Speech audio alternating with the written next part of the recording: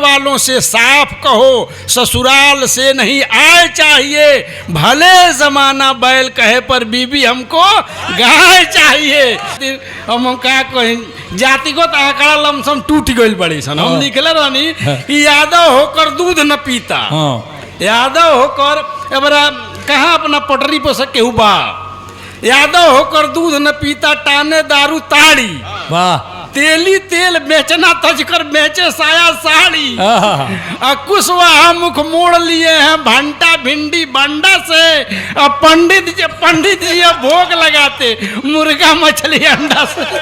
तो हाथवा तू है ना काय घुमाओ तब नहीं हम बाकी लोगों के कहतो नहीं की पंडित जी अब भोग लगाते मुर्गा मछली अंडा से, संत लंठ का बाप हो गए हैं कंठी की आड़ में, चटक मटक में भटक गए हैं गई जातियां बाढ़ में। वाह वाह वाह वाह। एगो तो बात अलग बा, हम रचना पढ़ी यहाँ के हमरा के बताओ कुछ कहनी हो, इहों पर हम जरूर कुछ कहे, लेकिन ऐसे कहे कि कर्जा राखल ना जाला, लेकिन अभी ना कहे। सबसे पहले सीधा साधी हम एगो बाड़ी वंदना ना भइल, राम वंदना गुरुजी से भइल, एगो घनाक्षरी छंद पढ़त तनी माई के बुलावे खातिर। आप सब के जुड़ जाओ हमसे। चौकिया बल्कि उठा के होने का और हो जाए, कुछ माता बहन सब भी आओ तो वो सब बैठ जाए, चाहे चट्टी उट्टी कौन होकर तो है ना। हाँ कुछ विचार दिया जाए। सरकार ई साहित्यिक अनुष्ठान हवे, साहित्यिक यज्ञ हवे, ऑर्केस्ट्रा कौन ना हुए, मैं आराम से आके सबे बैठ सकेला, सबे सुन सकेला, और सुनी निश्चित तौर से अच्छा लगी आप सबके स्नेह सबके आशीर्वाद जरूरी बा।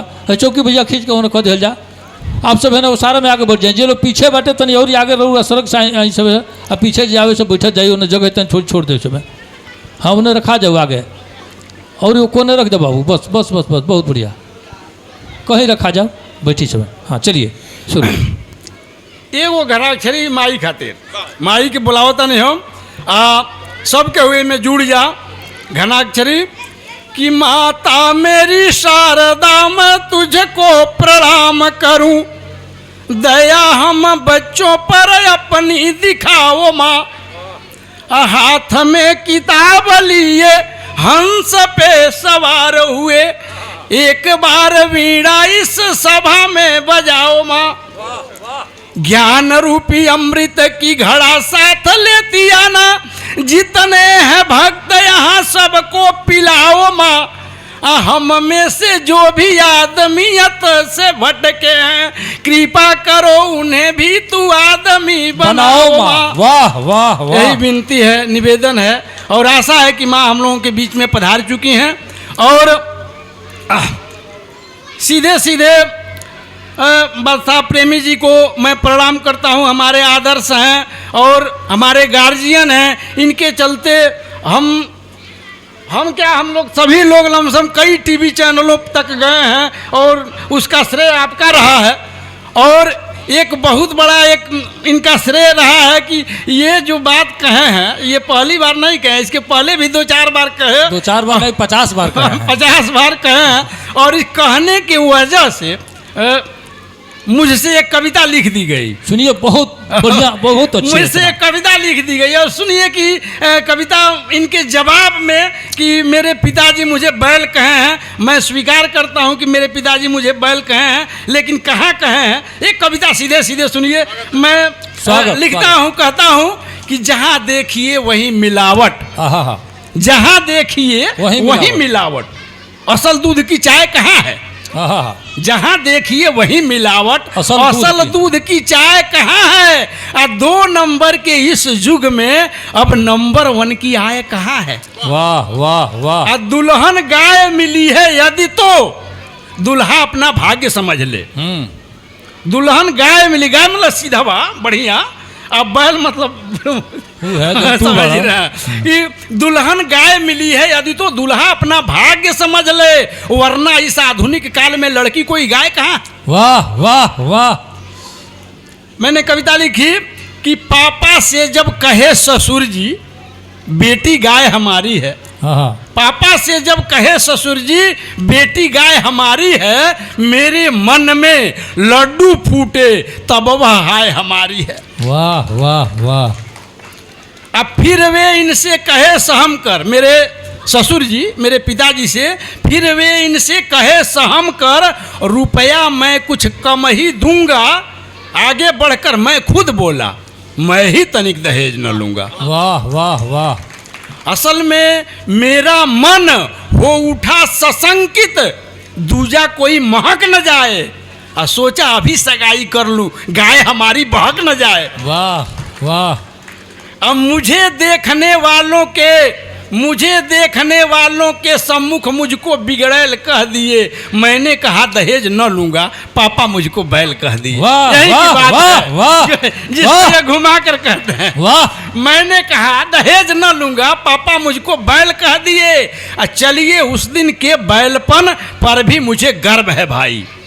चलिए उस दिन के बैलपन पर भी मुझे गर्व है भाई। ऐसा अगर नहीं होता तो गाय न होती मिली लुगाई। बिल्कुल। गाय मिली बीबी जिसके चलते करता हूँ ऐसे। हाँ, इन्हें मिली है भैंस लिए है जो दहेज में कैसे आए। काय हथवा है ना दिखा दो। उन्हें मिली है भैंस लिए है जो दहेज में कैसे हैं।